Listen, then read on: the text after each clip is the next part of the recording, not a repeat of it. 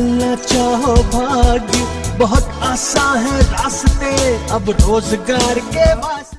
हमारे देश में चल रहे किसान आंदोलन पर आजकल बात करना बहुत जोखिम भरा काम हो गया है, क्योंकि ज़्यादातर जो लोग इस विषय को समझते हैं वो अभी इस विषय पर बात नहीं कर रहे हैं। क्योंकि जब आप किसी विषय पर अपनी राय रखते हैं तो आजकल मीडिया में एक ये आम धारणा हो गई है कि या तो आप विषय के पक्ष में हैं या सरकार के पक्ष में हैं, या विषय के विपक्ष में हैं, विरोध में हैं और आप विरोध में बात कर रहे हैं। तो ऐसी स्थिति में ज़्यादातर लोग इस तरह से अपने आप को वर्गीकृत नहीं करना चाहते हैं और वो विषयों पर कोई राय नहीं रखते हैं। ये बहुत खतरनाक बात है, क्योंकि जब आप बोलते नहीं हैं, ख़ासतौर से वो लोग जो विषय के बारे में जानते हैं, तो वो एक मौका गंवा देते हैं। और ये मौका न केवल समाज गंवाता है बल्कि देश भी ये मौका गंवा देता है। तो मेरी ऐसी राय है कि आपको अपनी बात खुलकर रखना चाहिए और आपको इस बात की आशंका नहीं होना चाहिए कि आप पक्ष में या विपक्ष में किस क्षेत्र में क्लासीफाई किए जाएंगे। कृषि एक ऐसा विषय है जो हर नागरिक से सीधे तौर पर जुड़ता है और जिसका संबंध हर नागरिक से होता है। यथा कोई भी नागरिक इस विषय को इग्नोर नहीं कर सकता, क्योंकि उसका सीधा असर उनकी ज़िंदगी पर पड़ता है। भारत सरकार ने पिछले दिनों किसानों की आय दुगनी करने के उद्देश्य से 3 कानूनों को लागू किया। इनमें पहला कानून है किसानों का उत्पादन, व्यापार और वाणिज्य संवर्धन और सुविधा अधिनियम। दूसरा कानून है मूल्य आश्वासन और कृषि सेवा अधिनियम पर किसानों का सशक्तिकरण और संरक्षण समझौता अधिनियम। और तीसरा संशोधन था आवश्यक वस्तु संशोधन अधिनियम। इन तीनों कानूनों से किसानों के साथ सरकार ने वो सब सुविधाएं देने की कोशिश की जिसकी मांग अभी तक सभी राजनीतिक दल, सभी विषय विशेषज्ञ और सभी किसान संगठन करते रहे हैं। फिर कुछ लोगों ने इस किसान के पक्ष में जो कानून बनाए गए उनके विरोध में स्वर मुखरित करना शुरू किए और इसमें खास तौर से 3 स्थानों के किसानों ने बहुत आगे बढ़ चढ़ के भाग लिया है। वो है पंजाब, हरियाणा और पश्चिमी उत्तर प्रदेश के किसान, जो प्रमुख रूप से इन आंदोलनों में भाग ले रहे हैं। कथाकथित तौर पर 40 किसान संगठन एक साथ आए और उन्होंने सबसे पहले एक अखिल भारतीय संघर्ष समिति का गठन किया और सितंबर 2020 से इस किसान आंदोलन को चलाया। पहले ये किसान आंदोलन राज्यों में था और फिर जब उसका असर नहीं हुआ तो दिल्ली घेरने का निर्णय लिया गया और आज किसान चारों तरफ से दिल्ली को घेरे हुए हैं। और ये आंदोलन किसान आंदोलनों के इतिहास में सबसे लंबा चलने वाला, हाईटेक और अभी तक का शांतिपूर्वक आंदोलन है। इतनी व्यवस्था के साथ इतना बड़ा आंदोलन इतने लंबे समय तक शांतिपूर्वक चलाना बहुत कठिन होता है। जो लोग इस तरह के आयोजन करने के अभ्यासी हैं उनको ये समझ में आएगा कि जितना बाहर दिख रहा है इससे कहीं अंदर 90% कहीं अंदर काम होता है, तब जाके इतना व्यवस्थित आप आंदोलन चला सकते हैं। क्योंकि इस आंदोलन में 3 जगह अब लड़ाई चल रही है। एक वास्तविक लड़ाई है जो दिल्ली के बॉर्डर पर लड़ी जा रही है। दूसरा वर्चुअल लड़ाई है जो सोशल मीडिया पर, इंटरनेट पर, मोबाइल्स के माध्यम से लड़ी जा रही है। और तीसरी न्यायिक लड़ाई है जो सुप्रीम कोर्ट में कोर्ट के सामने लड़ी जा रही है। तो तीनों स्तरों पर किसान संगठनों ने अभी तक अपनी बात को बहुत मजबूती से रखा है और इस आंदोलन में मीडिया की सक्रिय भागीदारी लाने में वो पहली बार सफल हुए हैं। शुरू में यह शुद्ध रूप से किसानों की लड़ाई थी और इसमें किसानों के हित की मांगें थीं। जिसमें न्यूनतम समर्थन मूल्य को कानून बनाना, स्वामीनाथन कमेटी को लागू करना जैसी मांगें थीं। लेकिन जैसे जैसे ये आंदोलन बढ़ता गया और सरकार के साथ बातचीत चलती रही और इसका प्रभाव क्षेत्र बढ़ता गया, वैसे वैसे राजनीतिक दलों ने एक ये अच्छा मौका समझा कि वो सक्रिय रूप से इसमें सामने आ गए। और इससे क्या हुआ कि जो किसान आंदोलन था वो राजनीतिक स्वरूप ले लिया और अब ये पक्ष और विपक्ष का आंदोलन ज़्यादा हो गया है बजाय किसान आंदोलन के, क्योंकि अब इसमें जो मांगें थीं वो सब मांगें घटा के केवल एक ही मांग पे चीज़ को टिका दिया गया है कि या तो ये 3 कानून आप रद्द करिए जो भारत सरकार द्वारा बनाए हैं, नहीं तो ये किसानों का आंदोलन शांतिपूर्वक चलता जाएगा। अब इसमें कोई पक्ष विपक्ष की बात नहीं बची है, इसमें कोई तर्क वितर्क की बात भी नहीं बची है। ये केवल अब बात हो गई है अहंकार की कि किसकी जीत होगी और किसकी हार होगी। इसमें जो किसानों के हित थे, जो किसानों के मुद्दे थे, वो कहीं पीछे छूटते नज़र आ रहे हैं।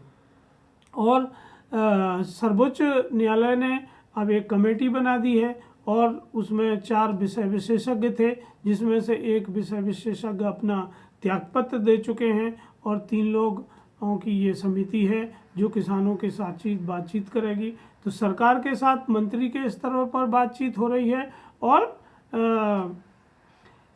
न्यायपालिका की समिति के समक्ष बात हो रही है।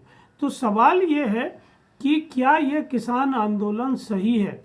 हाँ, मैं ये मानता हूँ कि ये किसान आंदोलन सही है और इस किसान आंदोलन को सही दिशा दी जाने की ज़रूरत है, क्योंकि पिछले 70 साल और उसके पहले की जो व्यवस्थाएं रहीं, क्योंकि अंग्रेज़ों ने चाहे वो मंडी सिस्टम लागू किया हो या दूसरे कृषि कानून लागू किए हों, वो कभी भी किसानों के हित में नहीं थे। वो किसानों का शोषण करने के कानून थे और किसानों को किस तरह से किसानों की उपज को खरीदा जाए, इस तरह के कानून थे।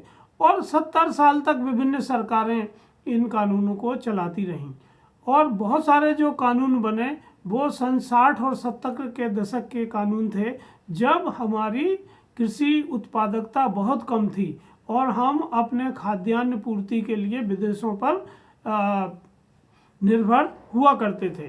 पर जैसे जैसे हरित क्रांति के बाद खाद्यान्नों की उत्पादकता बढ़ी, कृषि उत्पादन बढ़ा, कृषि आदानों में सीड, फर्टिलाइज़र, पेस्टिसाइड का उपयोग बढ़ा, हाइब्रिड सीड आए और उत्पादकता प्रति हेक्टेयर बढ़ी, वैसे वैसे इन कानूनों में बदलाव नहीं आया।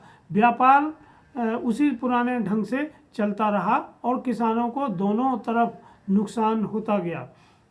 कृषि आदान खरीदते समय नुकसान होता है और किसी बेचते समय नुकसान होता है। फिर तीसरा एंगल है कि किसान उपभोक्ता भी है, तो जब वो अपने ही उत्पादित माल को प्रसंस्कृत करके अपने उपभोग के लिए खरीदता है तो फिर उसको महंगे दाम देने पड़ते हैं। इस तरह से किसानों को तिहरी मार हमेशा से पड़ती रही है। तो किसान आंदोलन होना और किसानों की मांगों को सामने रखना, कृषि नीतियों में बदलाव लाना बहुत उचित है और ये एक सही समय है जब ये आंदोलन किया गया है। तो किसान मांगे क्या गलत हैं? देखिए, जैसे कि मैं आपसे कह रहा हूँ कि किसान की मांगों को किसान के हित में होना चाहिए, ना कि हम फिर से उन पुराने कानूनों को पीछे ले जाने की बात करते हैं।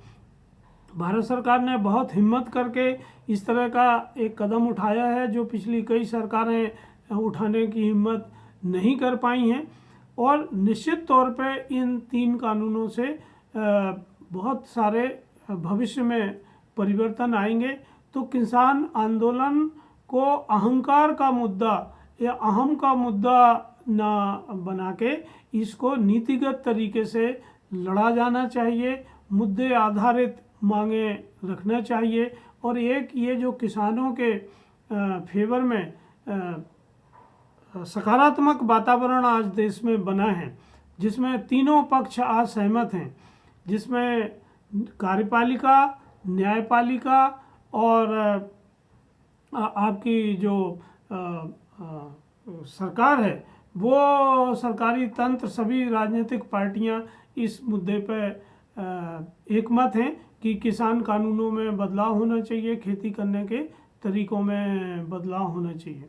देखिए, आज 33 से अधिक किसानों की मृत्यु किसान आंदोलन के दौरान हुई है, और इसका जो असर आज हम देख रहे हैं वो उन किसानों की मृत्यु से उत्पन्न नहीं हो पाया जो लाखों लाख किसान पिछले सालों में आत्महत्या कर चुके हैं या अभी भी आत्महत्या कर रहे हैं।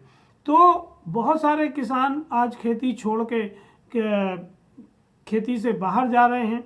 खेती घाटे का धंधा है, ये सभी मानते हैं। खेती बहुत जोखिम भरा काम है, ये भी सभी मांगते हैं।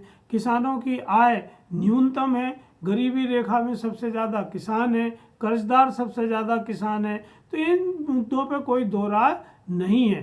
तो जब आज ये मौका है कि जो कार्यपालिका है, जो सरकार है और जो न्यायपालिका है, दोनों सहमत हैं कि इस पर बातचीत हो, तो मुझे ऐसा लगता है कि किसान संगठनों को इस में आगे आना चाहिए और ऐसे विषयों को उठाने चाहिए जो आज प्रासंगिक हैं, जैसे खेती को उद्योग का दर्जा देना, कृषि आंदोलनों पर ली जा रही जीएसटी को कम करना, कृषि उपजों के आयात निर्यात की स्थायी नीति बनाना, कृषि अनुदान को सीधे किसानों के खाते में भेजना, कृषि अनुसंधान पर टैक्स में रिबेट देना और कृषि अनुसंधान के बजट को बढ़ाना, किसानों की न्यूनतम आय की गारंटी देना।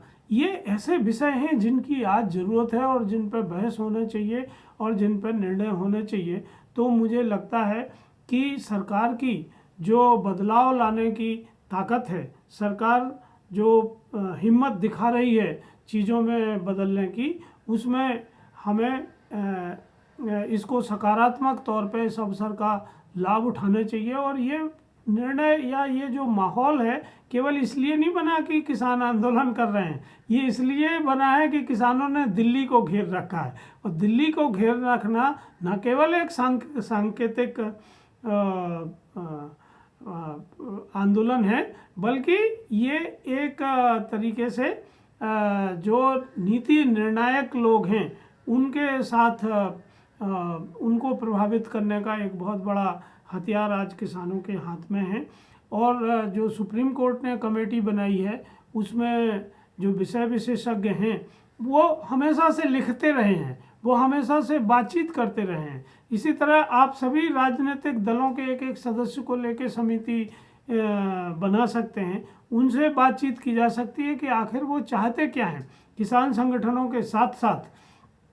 तो इस सकारात्मक वातावरण का लाभ किसान संगठनों को लेना चाहिए और पुराने कानूनों को जो बदला गया है और नए कानून जो लाए गए हैं, देखिए कानून अपने आप में कोई परिवर्तन नहीं लाता है, परिवर्तन वो होता है जो समाज लाता है, जो व्यापार लाता है।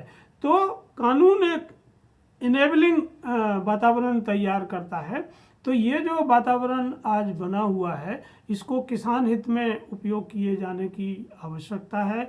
और मुझे उम्मीद है कि आप सब किसान जो इससे जुड़े हुए हैं वो अपनी बात रखेंगे और इस मुद्दे को, इस अवसर को गंवाना शायद हमें बहुत भारी पड़ेगा, क्योंकि इतना व्यवस्थित, इतने लंबे समय तक और इतना हाईटेक आंदोलन चलाना शायद दोबारा बहुत जल्दी संभव नहीं हो। तो आइए इस अवसर का लाभ उठाएं और किसानों के हित की जो मांगें बहुत लंबे समय से पेंडिंग हैं उनको निर्णय कराने में अपनी महती भूमिका अदा करें। धन्यवाद, नमस्कार।